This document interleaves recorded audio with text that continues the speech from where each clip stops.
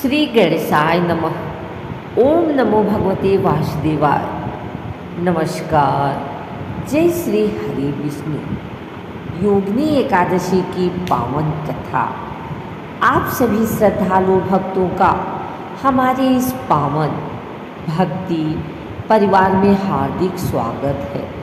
आज हम सुनेंगे आषाढ़ कृष्ण पक्ष की पवित्र योगिनी एकादशी की महिमा और कथा। धार्मिक मान्यता है कि योगिनी एकादशी का व्रत भगवान श्री हरि विष्णु को अत्यंत प्रिय है। श्रद्धा और नियम पूर्वक इस व्रत का पालन करने तथा इसकी कथा का श्रवण करने से व्यक्ति को अपने कर्मों पर विचार करने, भगवान की भक्ति में स्थिर होने और आध्यात्मिक उन्नति की प्रेरणा मिलती है। इस दिन भगवान विष्णु की पूजा, व्रत, जप और दान का विशेष महत्व बताया गया है।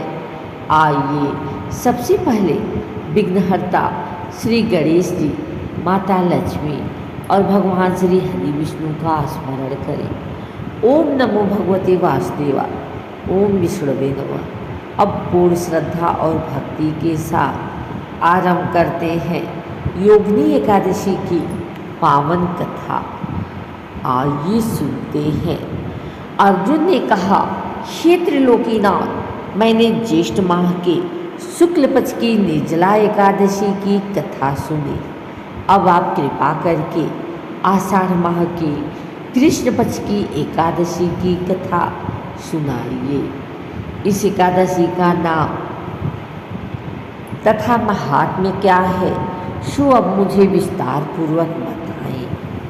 श्री कृष्ण ने कहा, हे पांडुपुत्र, आषाढ़ माह की कृष्ण पक्ष की एकादशी का नाम योगिनी एकादशी है। इसके व्रत से सभी पाप नष्ट हो जाते हैं। यह व्रत इस लोक में भोग तथा परलोक में मुक्ति देने वाला है। हे अर्जुन, यह एकादशी तीनों लोकों में प्रसिद्ध है। इसके व्रत से सभी पाप नष्ट हो जाते हैं। तुम्हें मैं पुराण में कही हुई कथा सुनाता हूँ, ध्यान पूर्वक श्रवण करो। कुबेर नाम का एक राजा अलकापुरी नाम की नगरी में राज्य करता था। वह शिव भक्त था। उनका हेममाली नाम का एक यक्ष सेवक था जो पूजा के लिए फूल लाया करता था।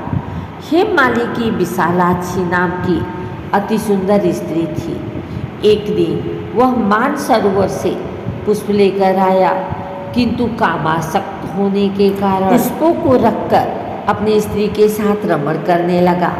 इस भोग विलास में दोपहर हो गई।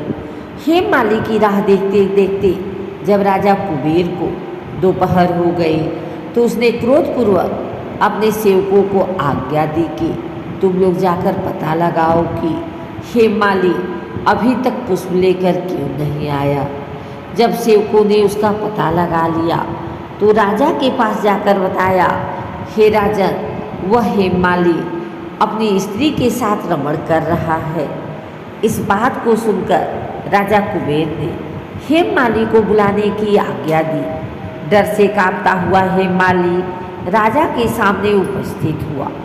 उसे देखकर कुबेर को अत्यंत क्रोध आया और उसके होठ फड़फड़ाने लगे। राजा ने कहा, अरे अधम, तूने मेरे परम पूज्यनीय देवों के भी देव महादेव का अपमान किया है। मैं तुझे श्राप देता हूँ कि तू स्त्री के वियोग में तड़पे और मृत्यु लोक में जाकर कोढ़ी का जीवन व्यतीत करे। कुबेर के श्राप से वह तत्क्षण स्वर्ग से पृथ्वी पर आ गिरा और कोढ़ी हो गया। उसकी स्त्री भी उससे बिछड़ गई। मृत्यु लोक में आकर उसने अनेक भयंकर कष्ट भोगे, किंतु शिव की कृपा से उसकी बुद्धि मलिन न हुई और उसे पूर्व जन्म की भी सुध रही। अनेक कष्टों के भोगता हुआ तथा अपने पूर्व जन्म के कुकर्मों को याद करता हुआ वह हिमालय पर्वत की तरफ चल पड़ा। चलते चलते वह मार्कंडेय ऋषि के आश्रम में जा पहुंचा। वह ऋषि अत्यंत वृद्ध तपस्वी थे। वह दूसरे ब्रह्मा के समान प्रतीत हो रहे थे और उनका वह आश्रम ब्रह्मा की सभा के समान शोभा दे रहा था। ऋषि को देखकर हेममाली वहाँ गया और उन्हें प्रणाम करके उनके चरणों में गिर पड़ा। हेममाली को देखकर मार्कंडेय ऋषि ने कहा, तूने कौन से निष्कर्म कर्म किए हैं जिससे तू कोढ़ी हुआ और भयानक कष्ट भोग रहा है।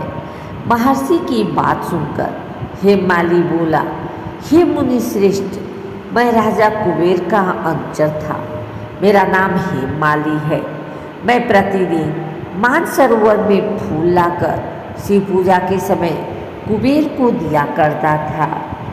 एक दिन पत्नी सहवास के सुख में फंस जाने के कारण मुझे समय का ज्ञान ही नहीं रहा और दोपहर तक पुष्प न पहुंचा सका। तब उन्होंने मुझे श्राप दिया कि तू अपनी स्त्री का वियोग और मृत्युलोक में जाकर कोढ़ी बनकर दुख भोगेगा। इस कारण मैं कोढ़ी हो गया हूँ तथा पृथ्वी पर आकर भयंकर कष्ट भोग रहा हूँ।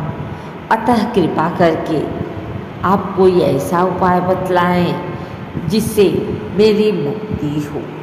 मार्कंडेय ऋषि ने कहा, हे हेममाली, तूने मेरे सम्मुख सत्य वचन कहे हैं, इसलिए मैं तेरे उद्धार के लिए एक व्रत बताता हूँ। यदि तू आषाढ़ माह के कृष्ण पक्ष की योगिनी नामक एकादशी का विधान पूर्वक व्रत करोगे तो तेरे सभी पाप नष्ट हो जाएंगे। महर्षि के वचन सुन हेममाली अति प्रसन्न हुआ और उनके वचनों के अनुसार योगिनी एकादशी का विधान पूर्वक व्रत करने लगा। इस व्रत के प्रभाव से अपने स्वरूप में आ गया और अपनी स्त्री के साथ सुखपूर्वक रहने लगा। हे राजन, इस योगिनी एकादशी की कथा का फल 88 सहस्त्र ब्राह्मणों को भोजन कराने के बराबर है। इसके व्रत में सभी पाप नष्ट हो जाते हैं और अंत में मोक्ष की प्राप्ति होती है। मनुष्य को पूजा आदि धर्म में आलस्य या प्रसाद नहीं करना चाहिए, अपितु मन को संयम में रखकर सदैव भगवान की सेवा में तत्पर रहना चाहिए।